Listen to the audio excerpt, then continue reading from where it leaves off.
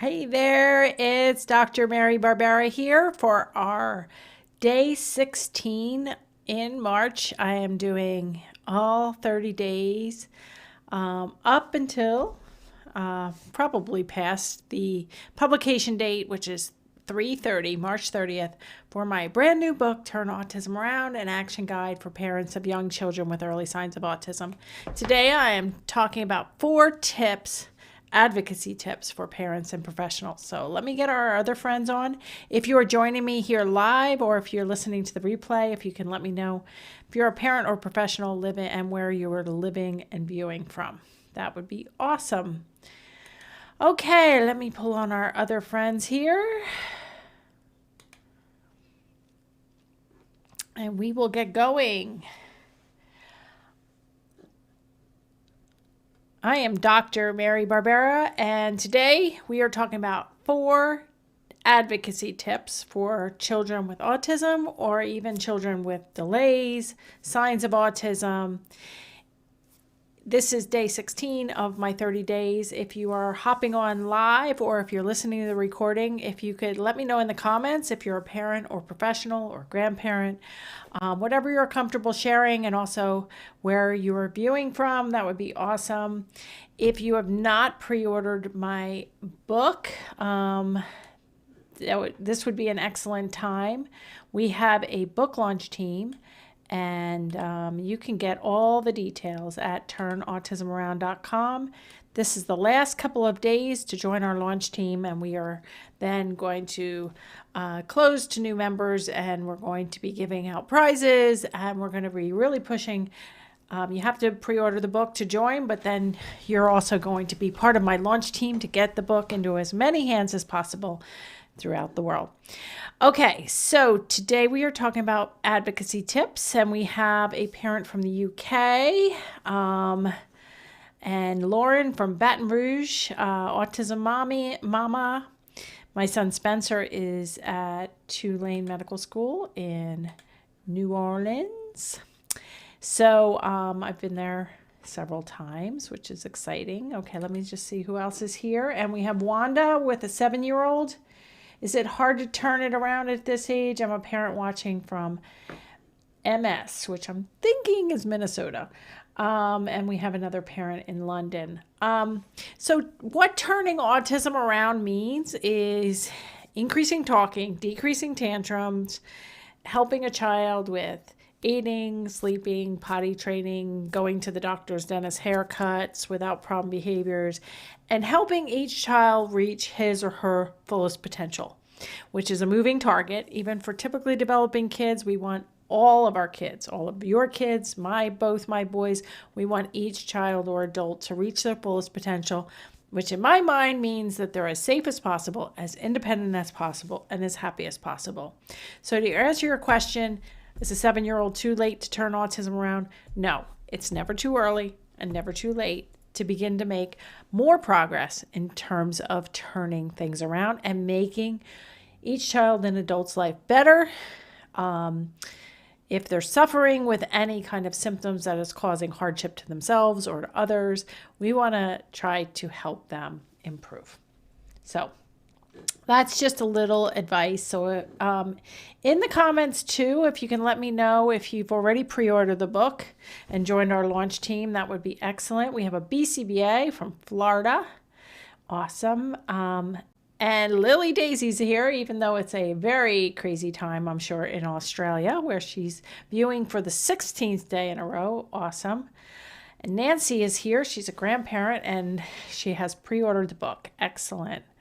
We have a very big coalition of grandmothers in our book launch team, in my online courses.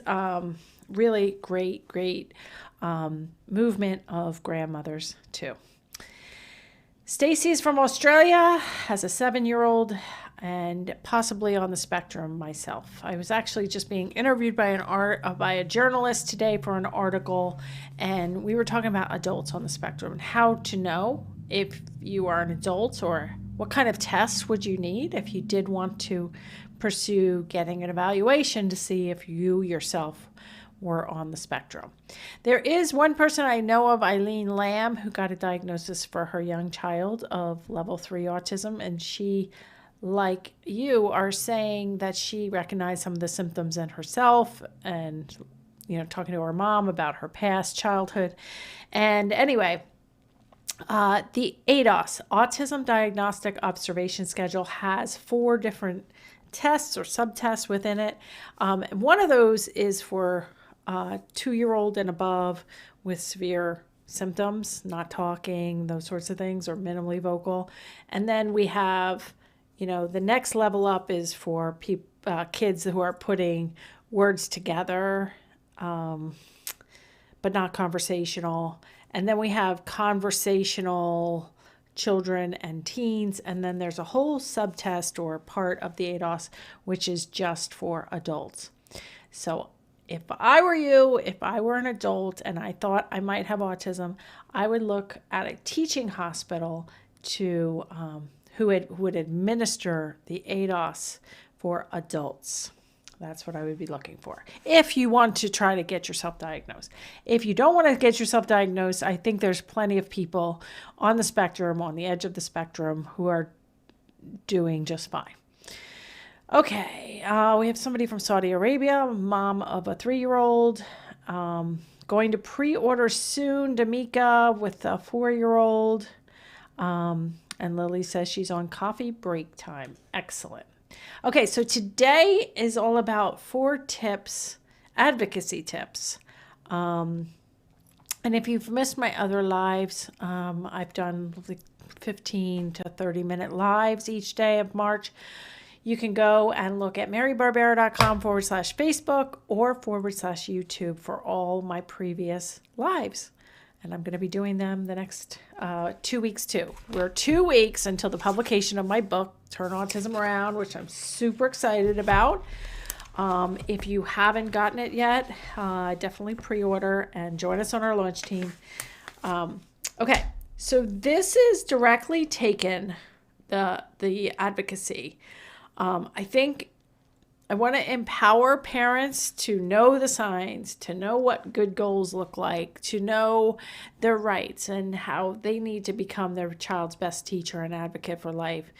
But at the same time, I don't want to set people into this motion of fighting and having conflict with well-meaning adults and professionals in their lives who have a good background, are trying their best.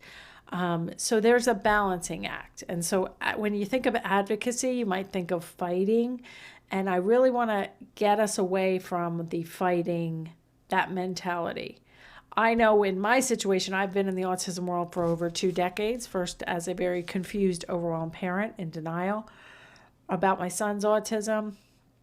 Over the last 2 decades, I've gone to mediation. I filed for due process. I've gone through due process, which is like educational court. I filed for fair hearings.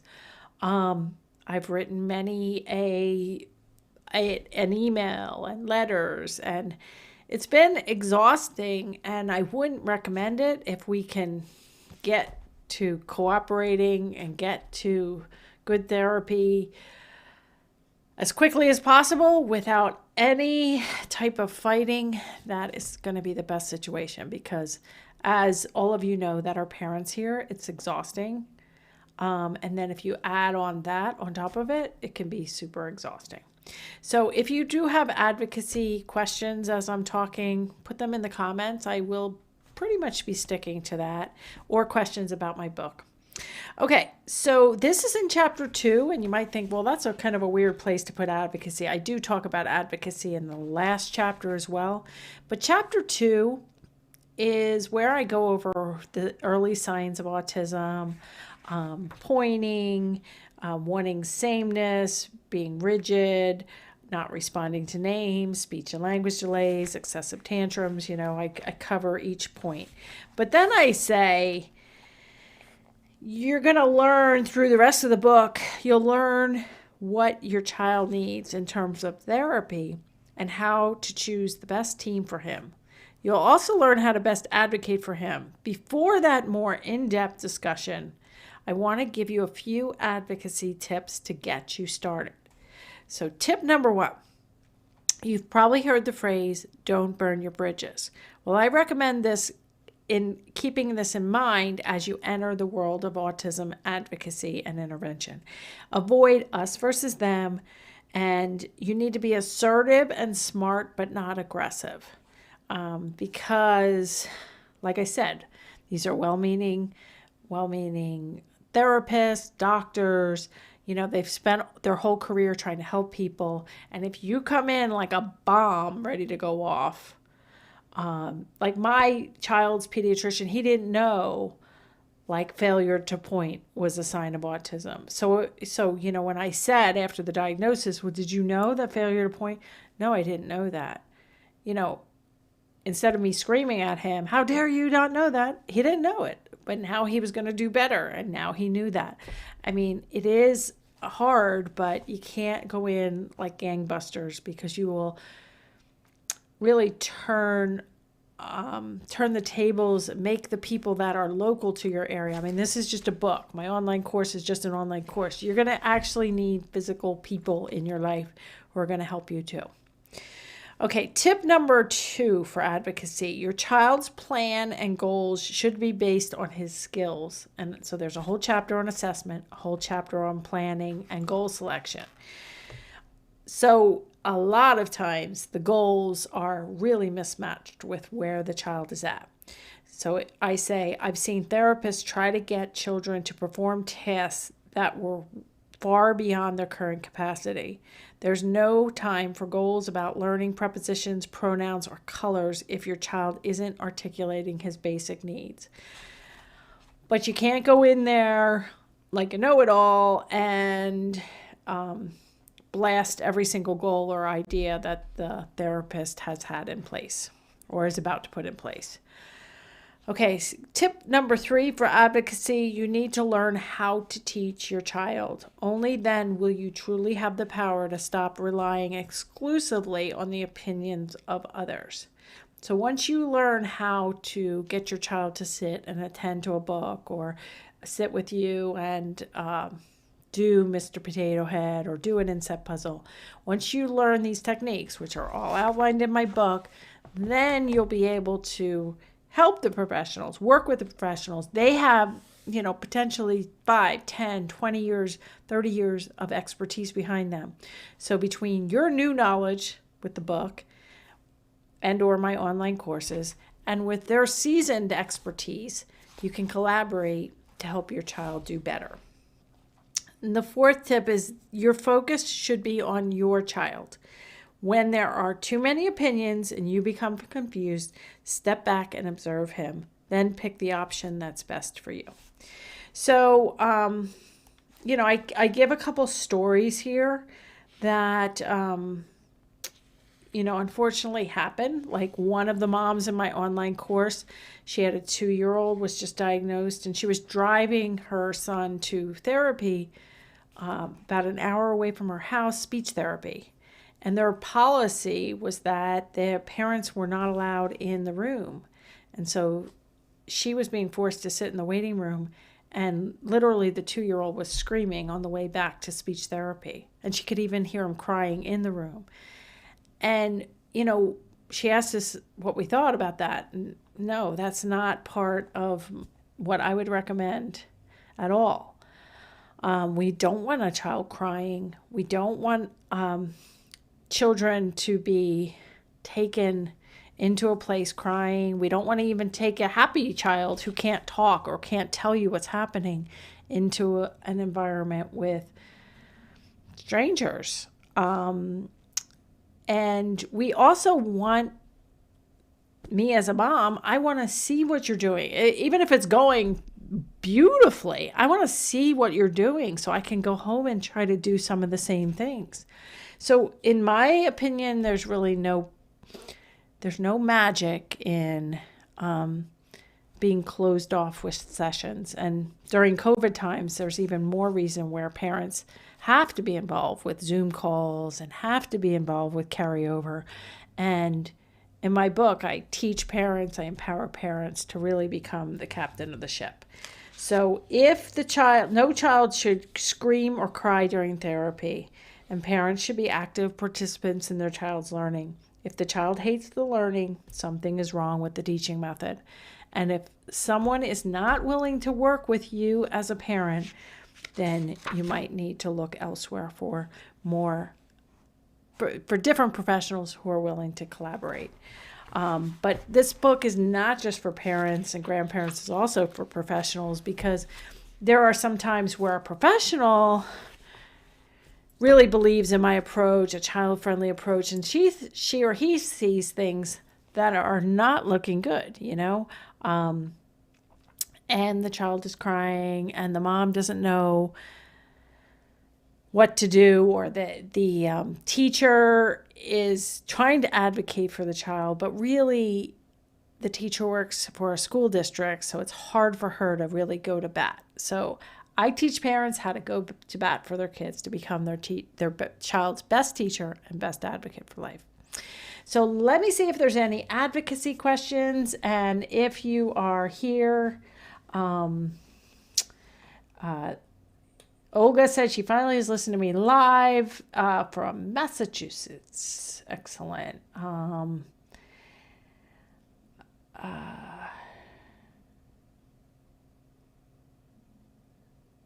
Okay. Varun said she's worried about the time limit for our online course. So just email info@marybarbera.com. We have lots of ways. We have a couple of ways to have you continue on with us, continue the learning. So you can email us. Okay. We have somebody from Oklahoma and Vermont and NB. Nebraska? Okay. It's probably Nebraska. I'm like, what begins with NB? Trying to find someone to do the evaluation is difficult. There's not many who actually do it for adults. Yeah, I can believe that. Test adults to see if they're on the spectrum. I would just search, adults, autism, ADOS, ADOS. I think I did a video blog on ADOS. If you want to search Mary Autism, ADOS, ADOS. I don't know if I talk about adults. But then you search adults, ADOS, wherever you are in the world, city, state, country, and see what you can find. Usually it's a teaching hospital, a psychiatry center that does also kids. But sometimes it's like a little obscure place. But you have to really question, is this worth it? What do I need a diagnosis for? Is this going to be helpful? Okay, I don't see any specific advocacy. Okay, Tiffany, what is the best way to approach a BCBA when there hasn't been open communication since starting ABA 4 months ago without sounding like you are hounding them or questioning them? What are realistic expectations? Yeah, I would not be able to tolerate limited communication for months or even 1 week. And so I would say, I need daily communication for problem behaviors. I need to see sessions. I mean, it's probably different with COVID and all that stuff, but you can listen to the podcast episode with Kelsey, who's our community manager, and that might be helpful. marybarbera.com/3 is Kelsey's. Ria has been on my podcast. She was with Kristen, who is a professional that worked with her, and they both are in my online course and community. And Ria said, my son got a diagnosis, and I don't doubt it, but I'm not sure why a school system won't take it as a main disability. And they have mentioned on the IEP meeting to do retesting to get an educational diagnosis. I mean, if your son is doing well, they might want to kind of do an educational diagnosis to not have as many services in place.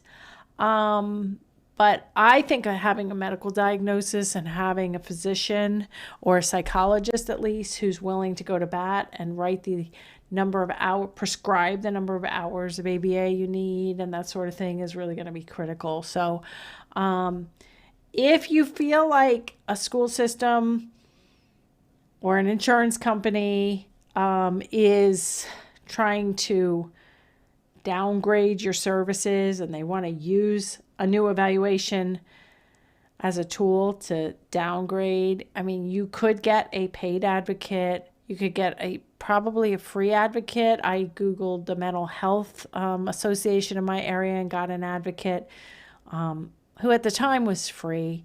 I've also paid advocates. I've paid attorneys. And not to say get into a fight right away, you got to push, but you have to be smart too. And talk to other providers, other parents, your provider, other parents in your area. And I am not about downgrading services. Like I've had parents tell me like, oh, well, they said my child's doing so well that they can go from once a week speech to every other week speech. I guess that's good because they're doing better. It's like, where is your proof that he's actually doing better? He's still not talking or not talking well. He's still not conversational. He still throws tantrums. So them saying go from once a week to once every other week doesn't make any sense to me. So just be smart about it. I mean, I think once my book comes out, you'll see like I'm reasonable, but like let's be our child's best teacher and advocate, which is going to involve, even if they get high functioning, they can speak. And now we have to prove it more that they need what they need in order to continue to progress or to be stable. So it's I have a lot of podcasts on this. I've interviewed Gary Mayerson twice. I've had other advocates on the podcast. So you can always search for Mary Autism Advocacy for more information. If a 2-year-old autistic child is not talking, do you consider his autism low functioning autism? I have a whole thing about high functioning versus low functioning in my book. I did a podcast on it. I did video blogs. It's really hard to tell. Even if you said your 2-year-old is talking and is considered high functioning. I mean, Lucas looks more high functioning when he was 2 than he does today. When he was 2, he was going to typical preschool. He had some pop-out words. He wasn't causing any fuss. He didn't have any self-stimulatory behavior. He had no aggression, no self-injurious behavior. Looked like a quiet kid. At the same time, this other neighborhood boy had the same consultant. He looked much more severe.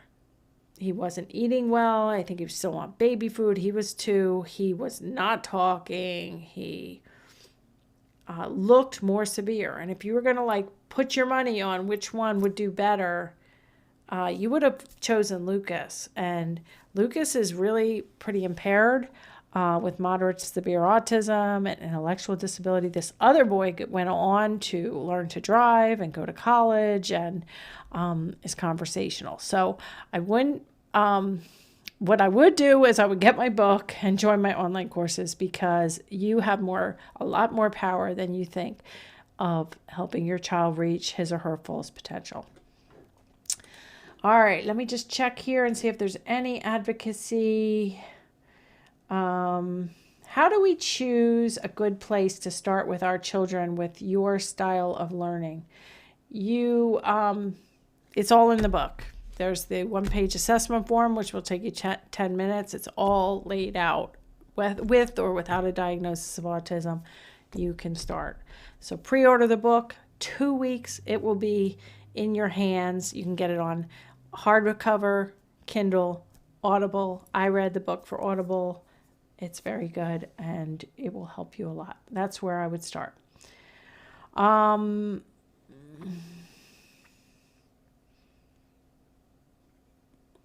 When having your child evaluated, should we sign the paper they give right away or take time to read over and understand? I'm not sure what paper you would be signing, but if you're going to an IEP meeting or a meeting after you get the evaluation, I would want to fully have time to read the evaluation, to read over the IEP before I would sign anything. Because basically an IEP, an individualized education plan, is like a contract. So you have the right to take that home, even show it to an advocate, show it to your partner or your husband, and see if you want any changes.